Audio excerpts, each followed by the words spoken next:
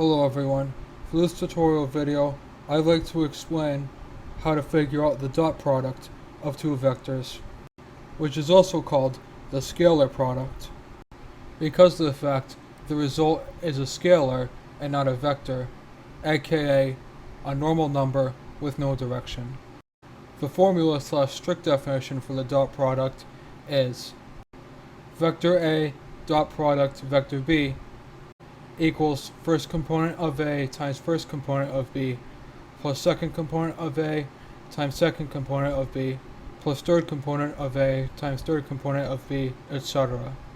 This means if we are given specific vectors such as this, we use this formula to compute the exact value of the dot product.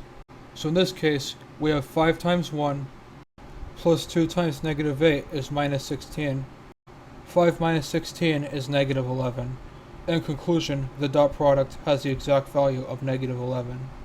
If we are given a three-dimensional vector such as this, it is the same exact thought process. We just have to pay attention to the fact that we are adding one more dimension to it. So we have 0 plus 9 minus 7, which simplifies to 9 minus 7 equals 2. In conclusion, the dot product has a specific value of 2.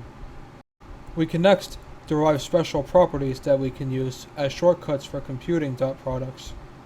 In particular, a third vector u distributed over a dot product would simply be an addition of the dot products of u and the individual vectors that are being added, which is simply the distributive property from algebra, just with dot products specifically. Similarly, we can use a commutative property with dot products as well, i.e. the order does not matter and you will get the same exact result. We can see the dot product of a vector by the same vector is simply the magnitude of the vector squared, which makes sense because it is component 1 times component 1, aka component 1 squared, plus component 2 times component 2, aka component 2 squared, and so on. If we have a constant times a vector with a dot product of a vector without a constant, we can use the distributive and commutative property at the same time to get the constant on the other vector and the first vector without a constant, and you get the same result. Just like the dot product of a vector by itself is the magnitude squared as a special case. Another special case is the dot product of a vector and a vector of zero length specifically is always 0, which again makes sense because it is 0 times the first component plus 0 times the second component plus 0 times the third component, etc. So it is an addition of 0 times something always, which is 0. By this logic, if we know that the dot product of a vector by itself equals 0, it follows that the vector itself must be a zero-length vector. There is also a geometric formula as well as an algebraic formula for the dot product, which looks like this.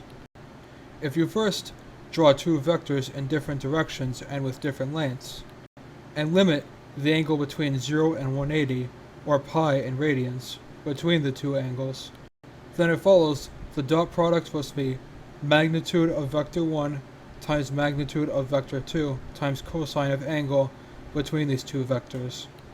This may seem to come out of nowhere, but we can prove it by first drawing a difference of vector 2 minus vector 1 as the third leg of a triangle, using the law of cosines to state that the length or magnitude of the difference squared equals magnitude 1 squared plus magnitude 2 squared minus 2 times magnitude 1 times magnitude 2 times cosine of degree between these two legs.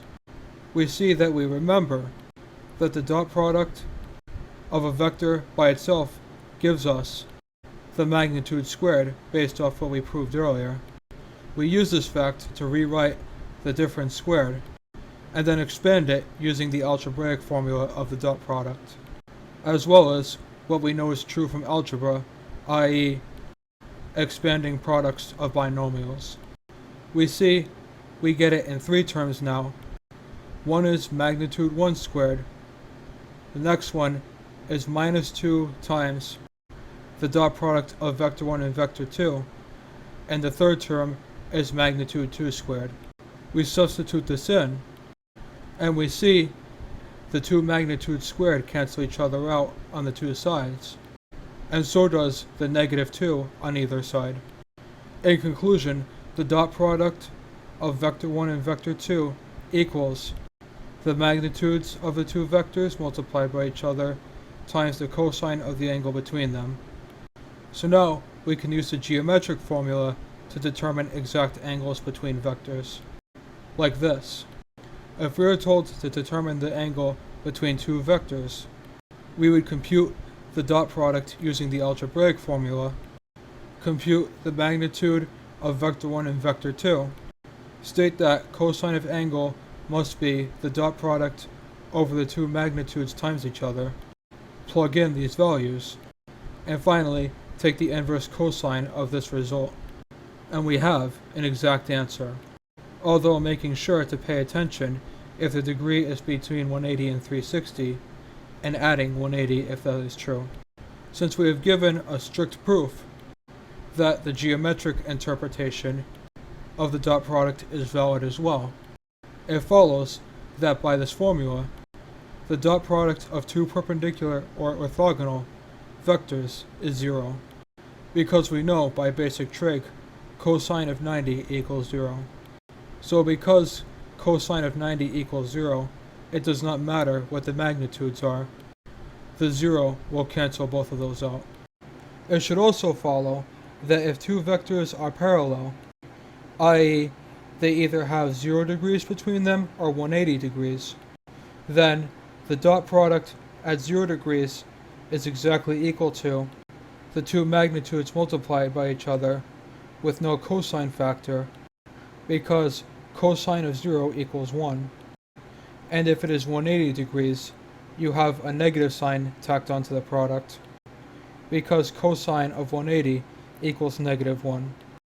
This also helps us because when we compute using the algebraic definition of the dot product, we can now tell, based off the final result, if the two vectors are perpendicular or parallel. Like this.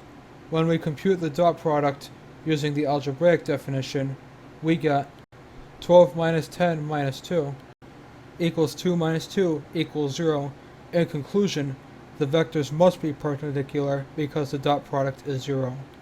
Now that we have figured out what the dot product is, both algebraically and geometrically, we can determine the cross product next, which only works for vectors of at least 3 dimensions, unlike the dot product, which is valid for vectors of any dimension. Don't forget to subscribe if you found this video informative, and make sure to see other tutorial videos, and follow me on either Facebook or Twitter for more content.